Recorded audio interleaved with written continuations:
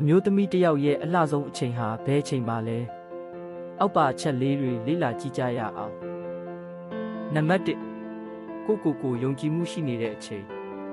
အမျိုးသမီးတစ်ယောက်ဟာသူဘယ်သူလဲဆိုတာကိုသိနာလည်ပြီးကိုယုံကြည်မှုအပြည့်ရှိနေတဲ့အချိန်ဟာအယောင်ဝါအရှိဆုံးပါပဲတခြားသူရဲ့အဆုံးဖြတ်တွေကိုဂရုမစိုက်ပဲကိုယ့်ရဲ့ရည်မှန်းချက်တွေနောက်ကိုစိတ်အားထက်သန်စွာရှောက်လန်းနေတဲ့ပုံရိပ်ဟာအင်မတန်ဆွဲဆောင်မှုရှိပါတယ်နံပါတ်2ပျော်ရွှင်ကြည်နူးနေတဲ့အချိန်အတွင်းစိတ်ကလာတဲ့စစ်မှန်တဲ့အပြုံးဟာဘလို့မိတ်ကပ်ထက်မဆိုပိုပြီးလှပစေပါတယ်တစုံတစ်ခုကိုစိတ်အားထက်သန်စွာလှုပ်ဆောင်နေခြင်းဥပမာဝါသနာပါတဲ့အမှုပညာတစ်ခုခုကိုဖန်တီးနေခြင်းဒါမှမဟုတ်ချစ်ခင်ရသူတွေနဲ့ရှိနေခြင်းမှာထွက်ပေါ်လာတဲ့မျက်ဝန်းတွေရဲ့အယောင်ဝါဟာအလှဆုံးအချိန်ပါပဲ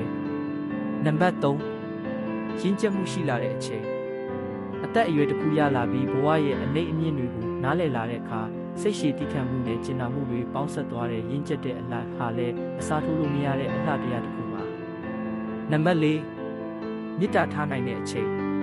တပားသူအပေါ်ဂရုစိုက်ကျင်နာတတ်တဲ့စိတ်ထားရှိနေတဲ့အချိန်မိခင်မေတ္တာဒါမှမဟုတ်နှွေးထွေးတဲ့မေတ္တာတရားတွေပေးဝေနေတဲ့အချိန်မျိုးမှာအမျိုးသမီးတွေဟာနတ်ဖျားမတပါလို့ငြိမ်းချမ်းပြီးလှပနေတတ်ပါတယ်အချုပ်အားဖြင့်ဆိုရရင်အမျိုးသမီးတစ်ယောက်ရဲ့အလှဆုံးအချိန်ဟာသူ့ကိုယ်သူချစ်မြတ်နိုးပြီးစိတ်ချမ်းသာနေတဲ့အချိန်တိုင်းလို့ပြောရင်ပုံမှန်ပါလိမ့်မယ်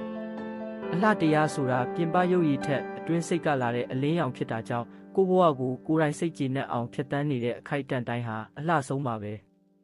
ဘဟုတုတများနားဆင်နိုင်အောင်ကျွန်တော်ရဲ့ channel လေးကိုလည်းအားပေးခဲ့ပါဦးကျေးဇူးအထူးတင်ပါတယ်